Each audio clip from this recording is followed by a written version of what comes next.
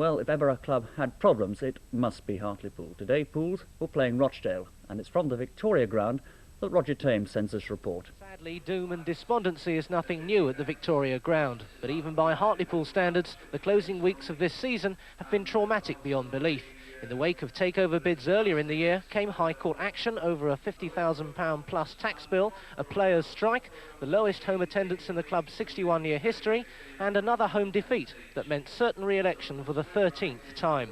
Rochdale arrived needing 3 points to ensure they didn't have to apply for re-election, but new manager Jimmy Greenhoff knew his team would need to find their first away win of the season. Club officials were resigned to another rock-bottom attendance against Rochdale following the 804 earlier in the week, but those fans who did turn up today were real Hartlepool diehards. The appointment of former Spurs forward John Duncan as manager has given Hartlepool a new, if somewhat late, change of direction. And today he was looking for his players to show they want to be part of a new future for the club. But it was Rochdale, in the darker strip, who threatened first. French found Farrell. And the 1-2 didn't quite come off, but maybe Farrell could make something of this. And Dobson, and a good save by Gary Wright. And Hartlepool nearly proved their own worst enemies there. Farrell kept it going and found Stuart Thompson, and he brought a good save out of Gary Wright. Dobson with the free kick. Linigan is up there, touch to it, an adventurous effort there, just over the top. Imaginative effort that by Paul Staff. Got the first header to it, and Staff had to flick the ball up and got the bicycle kick. And quite effective it was too, just over the keeper's bar. Barker with the kick. Linigan jumped well. Keeper came to it, chance here, and Andy Linigan blazes it miles over the bar. And got a touch as it went out. Dave Linigan there, and the keeper came out and had to punch, and Linigan belted it rather too high. Peter Farrell. Hilditch, out for Carr. Stipson is there with him.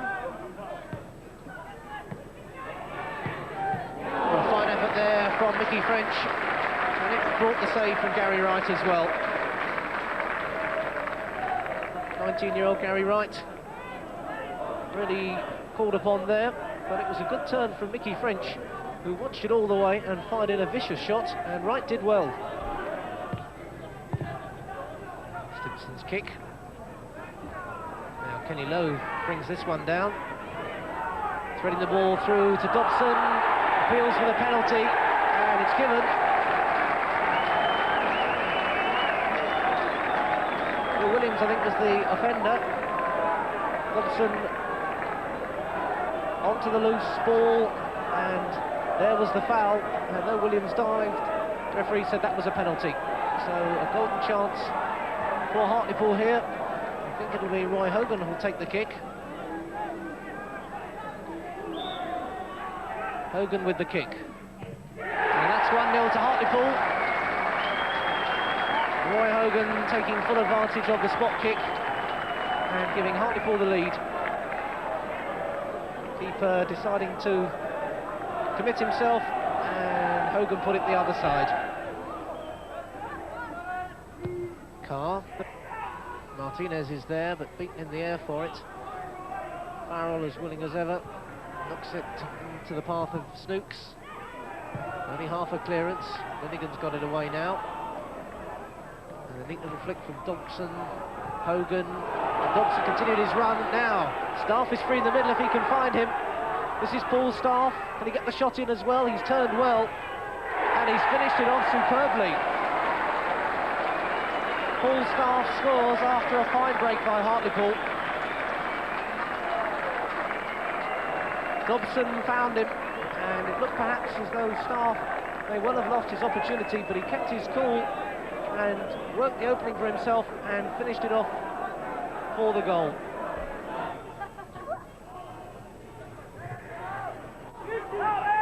Martinez now attacking the heart of the Poole defence. Challenge from Phil Brown and away by Hogan, only as far as Snooks.